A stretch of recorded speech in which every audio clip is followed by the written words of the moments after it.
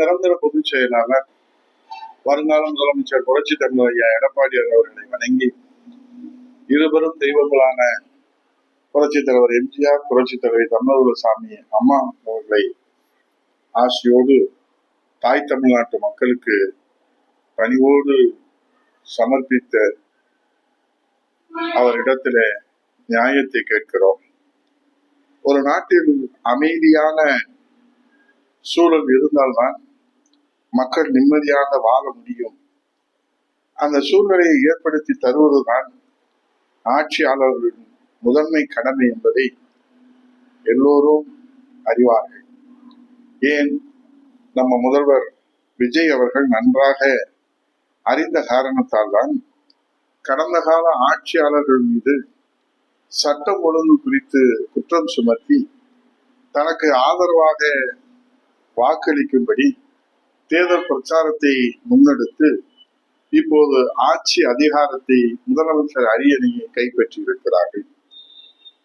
தமிழகத்திலே தற்போது 8 கோடி பேர்கள் வசிக்கின்றார்கள், எல்லோருக்கும் தெரிந்த உண்டு.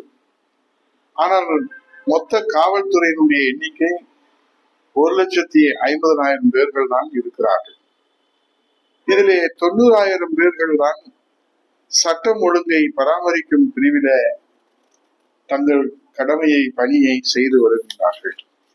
மீதமுள்ள 60,000 பேர்கள் காவல்துறையின் மற்ற 35 சிறப்பு பிரிவுகளின் பணி செய்கின்றார்கள். இது காவல்துறை வட்டாரங்கள் கவலையோடு தெரிவிக்கின்ற செய்தி. தமிழ்நாட்டின் கள நிலவரம் இப்படி இருக்க,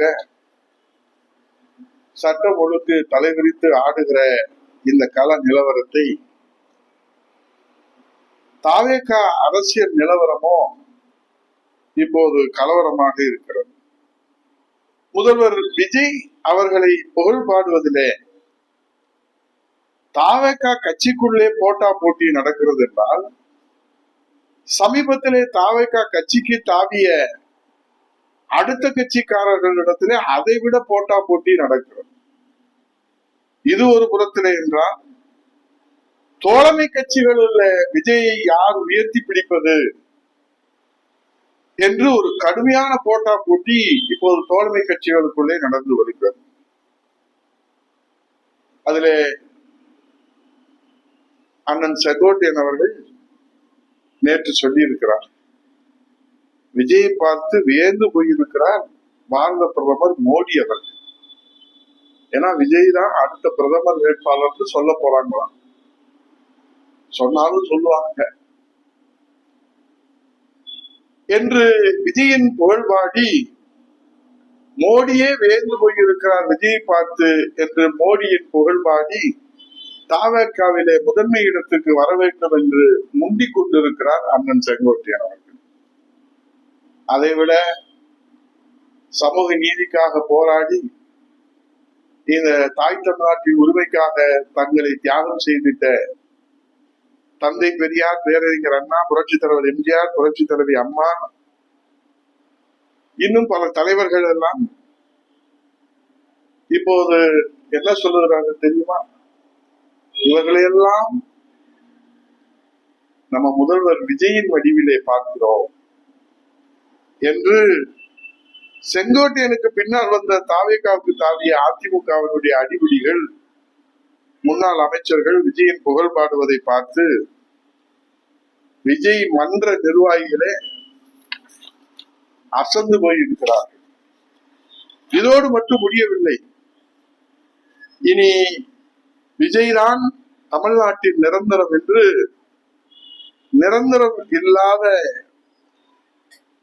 கூட்டணி கட்சிகள் விஜயின் புகழ் பாடுவதை பார்த்து தமிழ்நாடே அசந்து போயிருக்கிறது.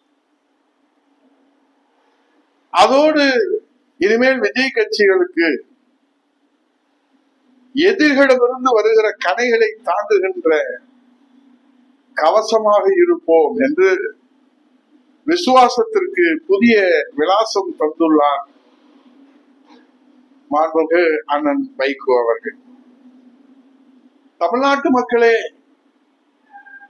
நல்லோர்களே, வல்லோர்களே, சிந்தனையாளர்களே, தமிழ்நாட்டின் மானம் காப்போர்களே, இதிலே உன்னிப்பாக நீங்கள் கவனிக்க வேண்டியது என்னவென்றால், நம்ம முதல்வர் விஜய் அவர்களை யார் யார் இன்றைக்கு புகழ் பாடுகிறார்களோ, கூட்டணிக்கு முன்பு வரை யார் யார் எப்படி பேசினார்கள், நம்ம முதல்வர் விஜய் அவர்களை வார்த்தைகளால் எப்படி வறுத்தெடுத்தார்கள், அவர்கள்தான் இன்றைக்கு முதலமைச்சர் அரியணையிலே விஜய் அமர்ந்தவுடன் தாவேகா கட்சிக்காரர்களை விட தாவேகா கட்சிக்கு சமீபத்திலே தாவிய அடுத்த கட்சிக்காரர்களும் கூட்டணி கட்சிக்காரர்களும் அடிக்கிற ஜால்ராவினால்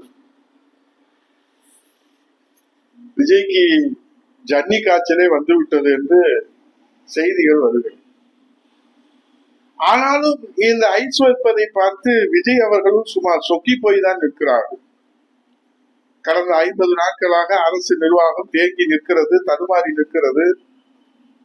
ஆனால் தீர்வுகளை காண வேண்டிய நம்ம முதல்வர் விஜய் அவர்களுக்குத்தான் நேரம் இல்லை, நேரம் போதவில்லை. அவருக்குத்தான் அதிமுகவின் ஆயுளை முடிக்க வேண்டிய தலையாய கடமை தலைக்கு மேல இருப்பதனாலே தமிழ்நாட்டின் பிரச்சனைகளை தீர்ப்பதற்கு எங்கே அவருக்கு நேரம் இருக்கிறது? ஒன்று சொல்லிக் கொள்கிறேன், அதிமுகவின் அதிகாரத்தை அனுபவித்தவர்கள், 2ஆம் கட்ட நிர்வாகிகள் கட்சியை காப்பாற்ற வேண்டிய நேரத்திலே கட்சியை காட்டி கொடுத்து விட்டு செல்வது அதிமுகவுக்கு ஒன்றும் புதிதல்ல. புரட்சி தலைவர் எம்ஜிஆர் காலத்திலும், புரட்சி தலைவி அம்மாவுடைய காலத்திலும், இன்றைக்கு புரட்சி தலைவர் ஐயா எடப்பாடியார் காலத்திலும் இது தொடர்ந்து கொண்டுதான் இருக்கிறது. இது போன்ற கட்சியை விட்டு போகின்ற கன்றாவி காட்சிகளை பார்த்து பார்த்து சலித்து போய் வேதனையிலே கண்ணீரை காணிக்கை ஆக்கிவிட்டு அண்ணா திராவிட முன்னேற்ற கழக விசுவாச தொண்டர்கள் முன்பை விட வேகமாகவும் விசுவாசத்தோடும் கழகத்துக்கு உழைத்து அதிமுகவை ஆட்சி கட்டிலே அமர்த்திக்க வரலாறு நம்ம முதல்வர் விஜய் அவர்களுக்கு தெரியாது. மொத்தத்திலே ஒரு விஜய் அல்ல 100 விஜய் அவதாரம் எடுத்து வந்தாலும் தமிழ்நாட்டு மக்களும் அண்ணா திராவிட முன்னேற்ற கழக தொண்டரும் ஏழை எளியவர்களுக்கான சாமானியர்களுக்கான அதிமுகவை ஒரு நாளும் கைவிட மாட்டார்கள். அதிமுகவை அழிக்க எவனும் இந்த பூமியில இதுவரை பிறக்கவில்லை.